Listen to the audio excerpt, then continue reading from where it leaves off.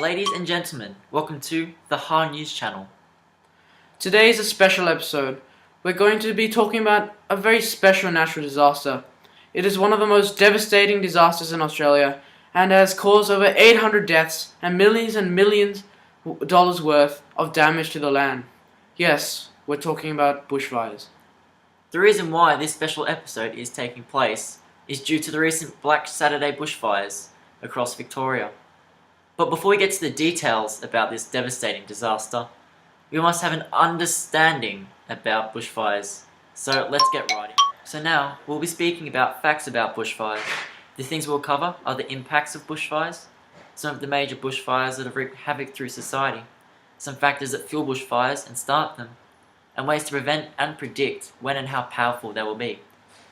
Bushfires occur frequently throughout the hotter months of the year. This is largely due to Australia's hot climate. Each year, bushfires make extensive impacts on communities, both through human loss of life and structural damage. Major bushfires are named on the day in which they occur, for example, Ash Wednesday and Black Friday. The more intense and destructive fires occur during droughts and heat waves. The more destructive bushfires have also occurred in Victoria. One of the approximately 800 lives lost in bushfires in Australia since 1851. 173 of these occurred in Victoria's Black Saturday fires of 2009. After the break, we'll talk about the rest of the facts about bushfires. Welcome back from the break. Now we're going to talk about the other facts about bushfires. Australian bushfires can be particularly severe as eucalyptus trees contain large amounts of oil, which can burn very fast and very hot. There are many other human-caused factors that help fuel fires, some of which include high fuel loads, which we have not cleared, a change from fire prevention to firefighting measures, and not building adequate buffer zones to protect built assets. As Australians learn to understand more about bushfires, bushfire prevention strategies are being adopted. Warning and safety measures have been introduced to make people aware of any danger to their livelihoods. In 2009, the Fire Danger Rating, or FDR for short, was introduced by the BOM as a way of warning people of the danger of the possibility of a bushfire. The possible categories range from low to moderate to catastrophic. The factors that contribute to these ratings include temperature, relative humidity, dryness of vegetation, and wind speed. Ladies and gentlemen, we now move on to the recent Black Saturday bushfires.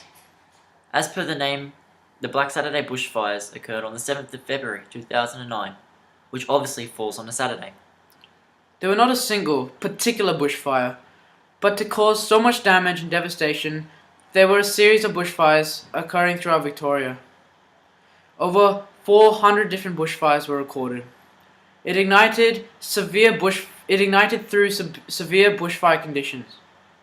Although the weather was predicted to be over 40 degrees, with winds at over 100 km per hour, little did the SES and other emergency services know that it was going to be the single worst bushfire event in the history of Australia. It resulted in Australia's highest ever loss of life from bushfire. 173 people died and 415 were injured.